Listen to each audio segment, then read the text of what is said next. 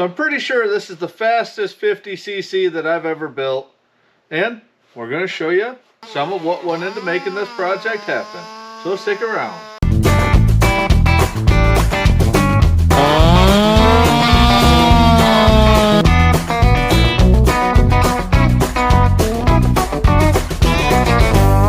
Welcome back, everyone. Today we got our little red racer, the Johnson Red 490. And we're going to go into what it takes to get it in race trim like it is now.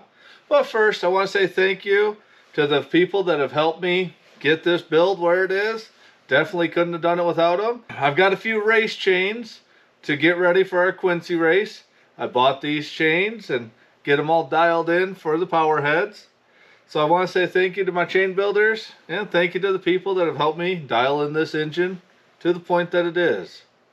But we'll get into the teardown and what actually went into making this little 50cc, well, 49cc, run as good as it does. Today we got our little red racer, the Johnson Red 490. And this is a different one than we showed earlier. Those ones were kind of in rough shape. I tore into them. And I want to start with the best cylinder. So far, this is the best cylinder I have. But this one put up better baseline numbers. Looked clean through the muffler. Saw itself looks pretty clean. And we're going to get started tearing this one down. And I'm going to see which of these two cylinders is actually better. For our 3 cube build, we want to start with the best parts we can. And they did announce Sawfest this year for 2024 as a 3, 4, 5, and 6 cubic inch class. So that means the partner P55 that we built last year, we made all sorts of power but didn't oil, won't be able to run in the 3 cube class. 3 cube cutoff is right at like 50 cc's. But our 490 will be able to run. So I can use it for the Quincy race coming up in a few weeks, February 10th. And I can use it for the October Sawfest. So it makes sense to put as much time and effort into a 3 cube gas saw that we can use at a few different races. And if I don't get the actual full-blown racers done. But even if I don't get my full-blown alcohol race saws done, I could still use this to enter the 3 cube class. So that's what we're going to do. We're going to start taking this one apart and we're going to see which cylinder is actually better. So this year for Sawfest and for Quincy, they're super similar rules. Stock appearing, so it has to keep a muffler, have to keep all of our covers, and no 2-piece heads. But we're open on the carburetor, and they're just supposed to be with cut a truckload width.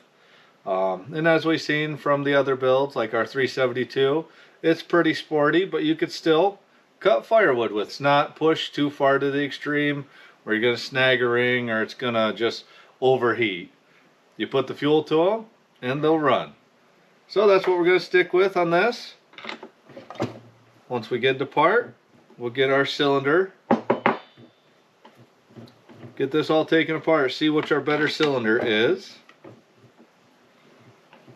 And this makes a few of this chassis so far. So I'll be able to pick and choose the best pieces.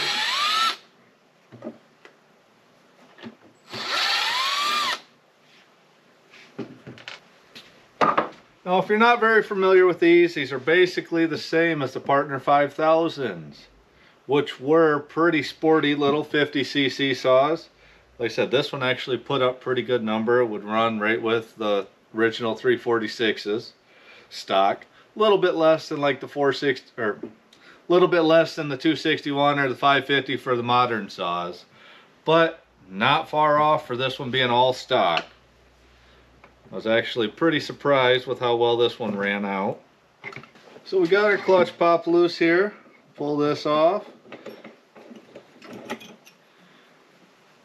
Now this one will have a couple of advantages over our partner that we were running last year.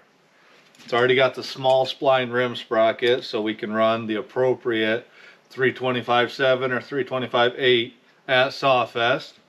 And we can still run the 387 that I plan on running down at Quincy. But they've got a couple things working against them from factory.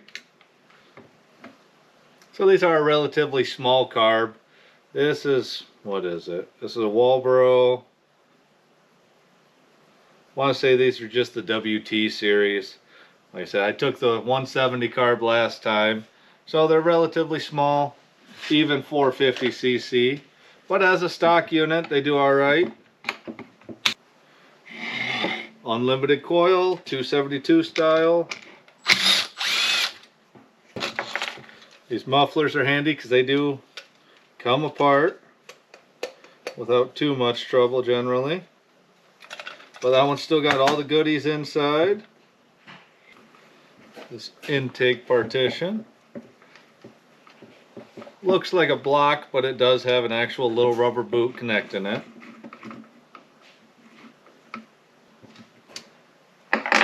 Now there's plenty of room in this carb area for a bigger intake setup. So that's what I plan on doing. Let me show you. Let me get this raceway off. Alright, moment of truth. Let's see what kind of shape this is in. A little bit of carbon.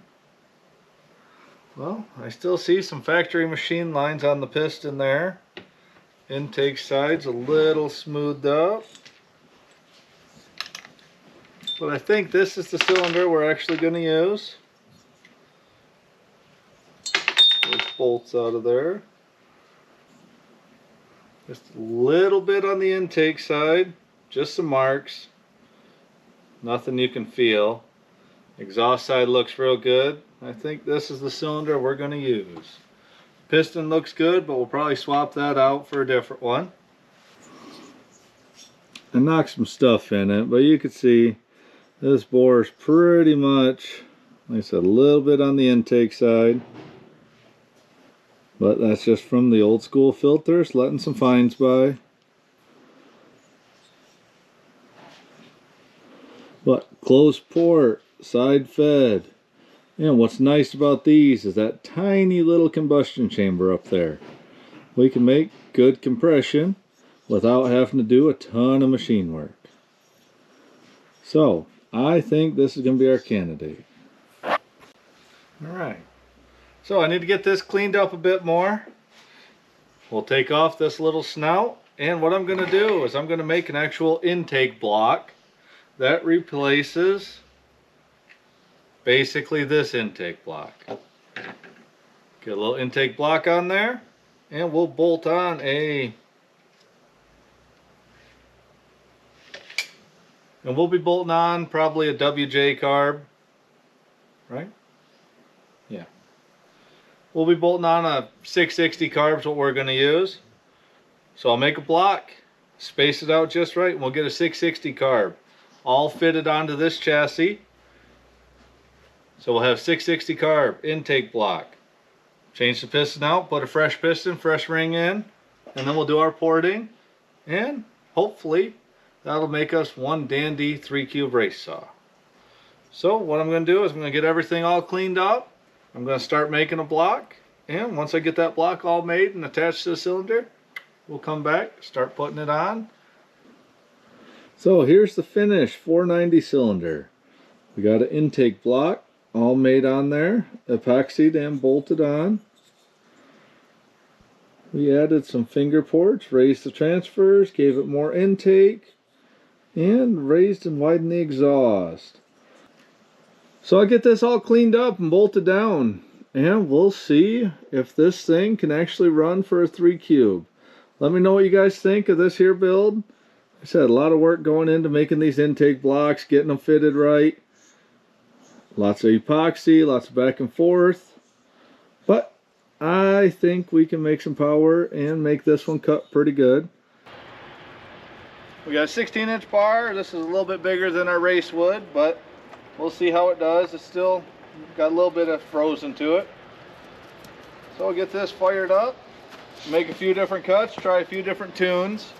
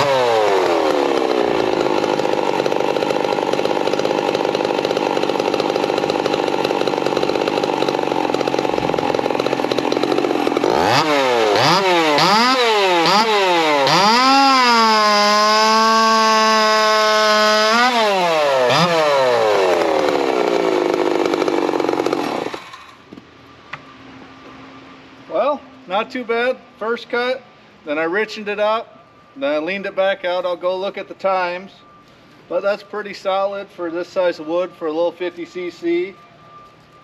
But we might go back after our dyno runs, play with the timing some more, play with the muffler some more, do some carb mods. But I'm pretty happy with that for a baseline. I think we're definitely quicker than the 2 Echo builds we've done in the past. So I'll say those test cuts went pretty well. Still haven't timed them yet. But we got our 16-inch bar and chain, full 3/8 steel RS, run the 7-pin sprocket. And this is our little red racer. Got it all put together. Like I said, we already did one timing advance. We'll go in and do some more. But we'll see how it likes a little bit more muffler. I've got a few other covers to try. Give it a little bit more advance. And we'll probably even try and do some carb mods. But overall, I'm pretty happy. So those cuts were really good, especially for our baseline. That's the first time ever running it. This is, I mean, it's still sharp, but I've used it for a handful of other test cuts, so it's still not brand new. But it's just a regular round steel RS chain. And definitely this kind of has my hopes up a little bit to do well at the Quincy race, as long as I can do my part. But we got that log out there. I can get a little bit of practicing in as long as the weather cooperates. But we'll get this bar and chain off. We'll get this bar and chain taken off, and we'll get it put on the dyno, see what kind of power it actually puts out. And that's where we'll further tweak and tune some things. Change the timing, change the carb, change the muffler. And we'll see if we can get even more power out of it. And then hopefully that power can translate into some cut times. But we'll get these dyno runs done, and we'll see what kind of power this little 50 actually puts out. I've got my fingers crossed it's a pretty decent number. Alright, we'll see what our little Johnson Red has. Did a timing advance, fully ported, ready to go. This will be the first time on the dyno here. Hopefully it plays nice.